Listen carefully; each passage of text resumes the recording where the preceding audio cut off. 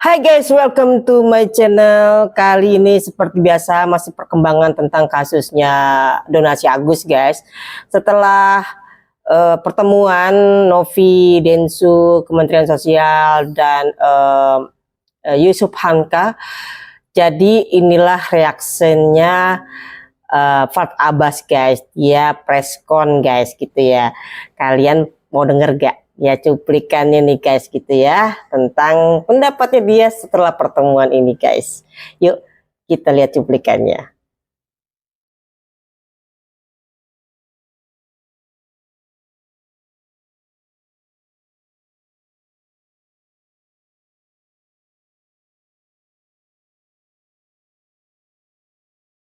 Sama orang buta, datangin rumahnya kalau perlu Pak Menteri. Bapak lihat di sana, kalau mereka itu pakai tas mahal, pakai mobil mewah, gagah-gagah, kaya-kaya, tapi meminta-minta kayak pengemis. Begitu pengemisnya dianggap orang buta dapat, mereka yang kuasai uang pengemisan itu. Terus yang manfaat siapa? Nggak ada kan? Nah, jadi tolonglah. Saya minta sekali lagi Pak Presiden tolong bantu Agus. Wakil Presiden tolong bantu Agus. Kalau perlu Wakil Presiden atau Presiden datangin rumahnya Agus, kayak presiden-presiden di luar negeri. Didatangin rumah orang miskin, nggak ada sekat gitu. Karena bagaimana kita bisa membangun negara ini, menaikkan gaji guru, menaikkan gaji segala pegawai negeri, kalau masih orang buta ditelantarkan, orang buta diombang-ambingkan, dia antri ke kantor polisi, dia jalan jalur biasa dengan fasilitas tidak memadai, diperiksa di kantor polisi sebagai manusia biasa juga, duduk kayak orang normal tanpa mempertimbangkan bahwa dia adalah orang disabilitas. Di rumah sakit juga antri karena rumah sakitnya buta semua orang. Nah, dan kepedulian pemerintah sama orang buta saat ini masih kurang ya. Padahal menurut saya kalau Pak Menteri foto dengan Agus, mungkin wartawannya lebih banyak lagi di berita luar negeri. Betul nggak? Ya? Nah, kalau sama mereka paling yang TikTok aja yang masukin. Bahkan dilarang wartawan. Karena haknya juga, hak penyiarannya hanya maunya ke podcastnya Oknum kontentor di situ. Gitu. Bang, Pak Menteri Sosial kan mau ngajak Agus ketemu dan bicara hati ke hati. Nah, mungkin gimana dari Bang Farhad akan memenuhi? Ya itu yang saya tuntut gitu. Kalau dengan Agus bertemu harus dari hati ke hati. Tapi kalau ketemu dengan yang menguasai uang Agus, bukan dari hati ke hati, harus hati-hati. Karena nanti dicerit masyarakat netizen dia didukung lagi gitu. Nanti yang ada dianggap menteri mendukung uangnya Agus dikembalikan ke mana-mana, kan jadi begitu jadinya. Makanya harusnya Agus dulu yang ditemuin. Karena kan Pak Menteri tahu bahwa Agus ini kita dilaporin. Dan sampai saat ini khususnya di Direktur PPSD ya, itu nggak kooperatif untuk menghadapi kita. Karena saya teleponnya Pak Laude Agus itu nggak diangkat-angkat dan nggak kabari lagi kita. Helping industry reach its low carbon goals. Let's deliver.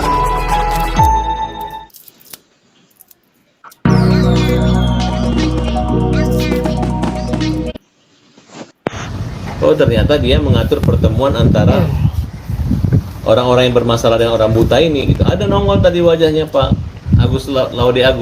Laude Taufik. Nah, jadi menurut saya, dan saya sampaikan ke dia, saya nggak akan minta tolong lagi sama Pak Laude Taufik.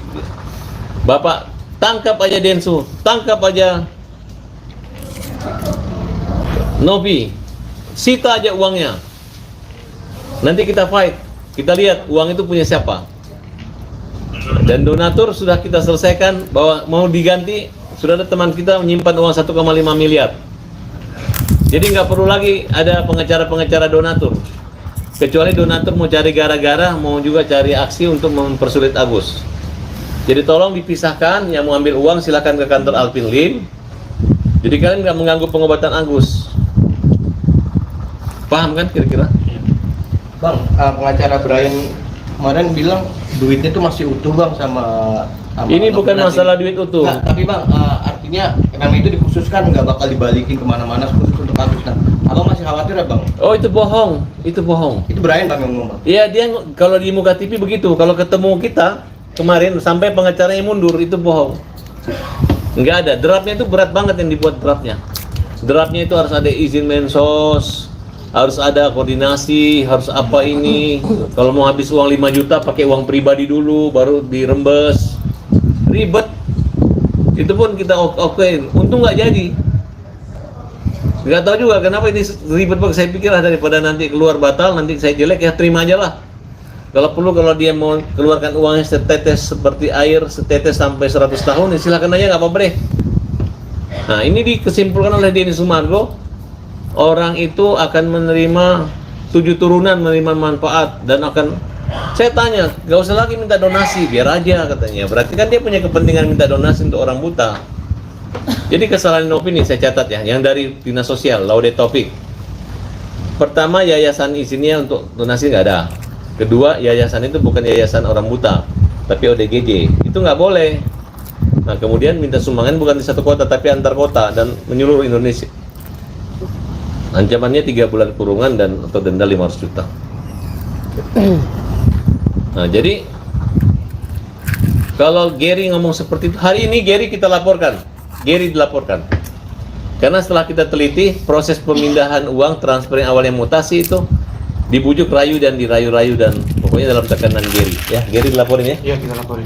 Kemudian akun faktual juga kita laporin terkait dengan ada yang mengatakan bahwa Farhad Abbas melaporkan donatur yang ada keguguran. Sudah dicek ke pengacara itu nggak ada surat itu. Jadi mereka ini adalah orang-orang yang berbondong-bondong dan berbodong-bodong. Berbondong-bodong rame-rame, walaupun yang bodong pun dia percaya. Bayangkan akun fiktif, akun hoax saja masih mampu mereka. Ayo jelekin Farhad Abbas. Hei faktual, tidak usah kamu bawa-bawa suku ya. Kau kita hajar secara hukum. Hajar, hukum jamin rakyat. Apalagi? Terkait tadi pertemuan di Kemensos, Bapak Menteri bilang kalau ini ada kemungkinan ada potensi ranah ke pidana jika dari donatur menuntut, jadi donatur itu ngasih dengan niat pengobatan, tapi uangnya dipakai untuk hal lain, itu bisa dipidana. Silakan pidana. Kalau Pak Menteri Sosial mau pidanakan Agus, laporin aja Agus sekalian. Kalau misalnya Nopi salah itu, laporin sekalian. Kalau Densu salah juga, laporin, pidanakan. Kalau Menteri Sosial mau pidanakan, silakan. Kalau mau pidanakan Farhad Abbas juga karena membela orang buta, pidanakan. Jangan hanya ngomong, tapi pidanakan beneran. Artinya Mas, dengan kedatangan Pak Yusuf Hamka juga terus Densu ada ini. Tadi Pak Yusuf Hamka sudah berkomunikasi dengan saya, berbeda. Kalau mereka katanya dipanggil, kalau Pak Yusuf Hamka memang kenal dengan Menteri Sosial. Jadi bukan Pak Yusuf Hamka yang mengantar mereka. Tiba-tiba nggak sengaja ketemu. Nah, jadi dipisahkan. Pak Yusuf Hamka kan di situ kan saya nggak tahu perannya apa. Tapi yang bermasalah ini kan Gary, Nopi, Densu dengan yayasan. Kalau Pak Yusuf Hamka saya nggak apa, gitu. Artinya Pak Yusuf Hamka di sini bukannya. Ya, saya udah komunikasi, ternyata Densu ini bukan anaknya Yusuf Hamka. Densu ini bukan anaknya Pak Kiai atau istrinya, bukan. Hanya memang istrinya Densu itu adalah bersahabat dengan anaknya Pak Yusuf Hamka, bersahabat aja. Nah, dia aja menafsirkan diri bahwa itu adalah anak angkat. Justru kata Pak Yusuf Hamka, yang adiknya itu adalah Farhad Abbas.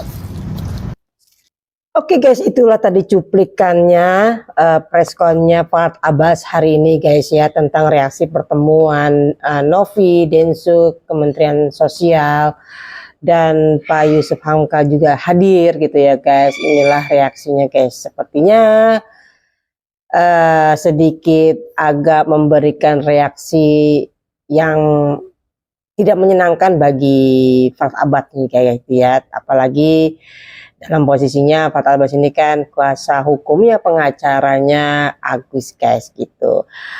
Ya, seperti yang kalian lihat cuplikan itu seperti apa, kalian bisa menilai dan kita bisa menyikapi, melihat, mendengar segala sesuatu itu dengan bijak ya guys.